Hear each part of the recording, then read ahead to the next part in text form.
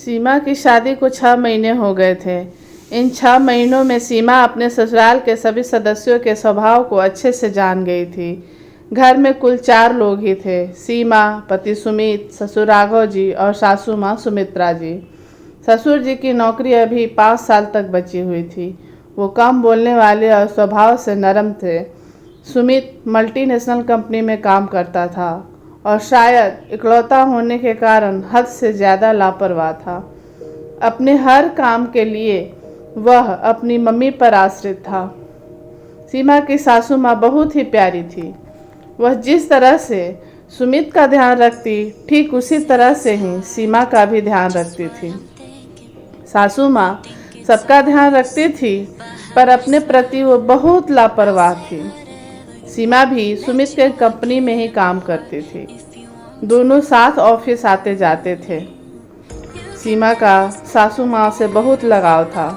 सुमित्रा जी का स्वभाव ही ऐसा था कि वो पराये को भी अपना बना लेती थी। सीमा तो फिर भी उनकी अपनी बहू थी। सीमा शाम में उनके मना करने के बावजूद भी रसोई में उनके साथ उनका हाथ बटाती थी।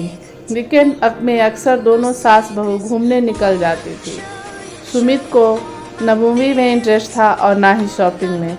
उसे सिर्फ सोना पसंद था, इसलिए सीमा अपनी सासू माँ के साथ ही मूवी देखने या शॉपिंग करने निकल जाती थी। एक दिन ऑफिस जाने से पहले सीमा ने सुमित्रा जी से कहा, मम्मी जी, आज मैं शाम 6 बजे ही ऑफिस से आ जाऊंगी, आप तैयार रहिएगा। बहू, कहाँ जाना है? सुमित्रा जी ने सवालिया नज़रों से सीमा को देखते हुए पूछा। मम्मी जी, घूमने चलना है। सीमा अपना लंच बॉक्स बैग में रखते हुए बोली। बहू, हम लोग तो वीकेंड में घूमने जाते हैं, फिर आज वीकडे में क्यों? सुमित्रा जी ने सीमा से फिर से सवाल किया। ओहो मेरी प्यारी मम्मी जी, तुझसे बहुत सवाल करते हो, पर मैं भी आपकी बहू हूँ। कुछ भी नहीं बताऊँगी, हाँ, पर इतना बता देती हूँ कि आपके लिए कुछ सरप्राइज है। सीमा सास से लाड़ लड़ाते हुए बोली। सुमित्रा जी सारा दिन सरप्राइज के बारे में सोच सोच कर बिताती रही। शाम में सीमा ऑफिस से आते ही सुमित्रा जी को लेकर बाहर निकल जाती है और सीधे अस्पताल पहुंचती है, जहां पर उसने पहले से ही ऑर्थोपेडिक का अपॉइंटमेंट ले रखा था। बहू, तुम मुझे हॉस्पिटल क्यों लेकर आ गई? गेट के अंदर गाड़ी को दाखिल होते देख सुमित्रा जी बोली। मम्मी जी, आप माँ की तरह ही मेरा ख्याल रखती हैं। ससुराल में कभी माँ की कमी महसूस नहीं होने दिया। मुझे कभी भी बहू के फर्ज निभाने को फोर्स नहीं किया। आपने पापा जी, सुमित के साथ साथ मेरा भी हर काम किया, यहाँ तक कि हर रोज़ मेरा लंच भी पैक करके दिया है। घर का हर एक काम खुद ही करती हैं।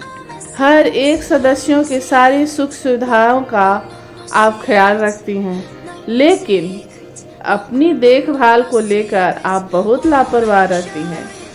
तो हमें आपकी परवाह करनी पड़ेगी ना, क्योंकि आपको जितनी फिक्र हमारी है, हमें भी तो उतनी ही आपकी फिक्र है। मेरी प्यारी सासू माँ को लापरवाही के कारण कुछ हो जाए, ये मुझसे सहन नहीं होगा। पिछले 2 हफ्तों से मैं आपको हर रोज़ रात में छुप छुप कर घुटनों की सिकाई करते हुए देख रही थी। मैंने आपसे पूछा भी था, लेकिन जब मैंने पूछा कि घुटनों में दर्द हो रहा है क्या मम्मी जी, तो आपने सिरे से नकार दिया। अगर मैं आपको पहले बता देती कि डॉक्टर के यहाँ जाना है, तो आप 10 बहाने बना कर आने से मना कर देती। इसलिए मुझे सरप्राइज का सहारा लेना पड़ा। सीमा ने सरप्राइज को लेकर सासू माँ के मन में सुबह से चल रही उथल पुथल को शांत कर दिया। अरे वाह, मुझे नहीं पता था कि मेरी बहू इतनी सयानी है।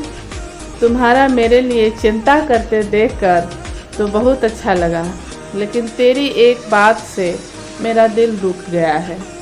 तूने जो कहा माँ की तरह ख्याल रखा, तो तू ये बता, क्या सास माँ नहीं होती?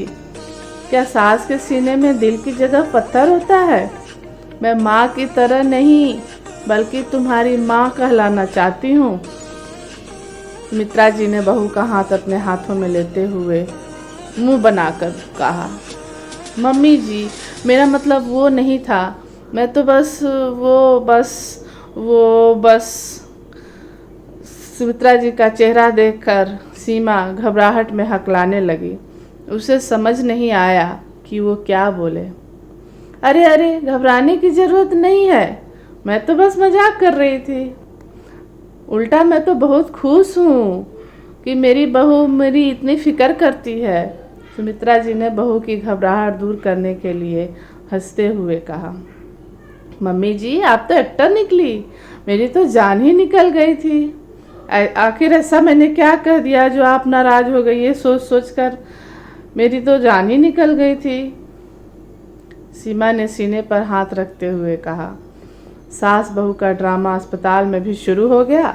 अचानक सुमित भी बोलते हुए अस्पताल कैंपस में आ धमकता है। वाह, तू भी आया है? सुमित्रा जी की बात सुन सुमित और सीमा कहकहे लगाकर हंस पड़े। कैसे बेटे हो, अपनी माँ का ध्यान नहीं रखते हो? सिर्फ माँ का काम नहीं है कि तुम्हारी जिम्मेदारी उठाए रहे, माँ के प्रति तुम्हारी भी कुछ जिम्मेदारी बनती है। जैसी बातें बोल बोल कर आपकी बहू ने मेरा जीना मुश्किल कर दिया था। मरता क्या न करता, इसलिए मुझे भी आना पड़ा। सुमित सिर खुजाते हुए बोला। सुमित्रा जी सुमित के सिर पर प्यार से एक चपत लगाई और तीनों हंसते हुए डॉक्टर के केबिन की ओर बढ़ चले। समय पर घुटने दिखाने के कारण घुटनों में कोई बड़ी समस्या नहीं थी। डॉक्टर ने सुमित्रा जी को मामूली सी दवा के साथ योग, व्यायाम और सुबह की सैर करने को बोला। डॉक्टर की सलाह पर अमल करने का शपथ लेकर तीनों घर वापस आ गए। दोस्तों, हर किसी के पास सीमा और सुमित जैसे लोग नहीं होते हैं। अगर होते भी हैं तो अपने स्वास्थ्य के प्रति लापरवाही के कारण होने वाली समस्याओं को हमें स्वयं ही भुगतना पड़ता है। इसलिए हमें अपनी परिवारजनों की देखभाल करने के साथ साथ खुद की भी देखभाल करनी चाहिए, क्योंकि जब हम स्वस्थ और खुश रहेंगे तभी अपने परिवार वालों को स्वस्थ एवं खुश रख पाएंगे। आज से परिवार वालों के साथ साथ अपनी परवाह भी करना चालू करिए, क्योंकि अब लापरवाही नहीं चलेगी। अगर आपको मेरी कहानी अच्छी लगी हो तो लाइक सब्सक्राइब करिए।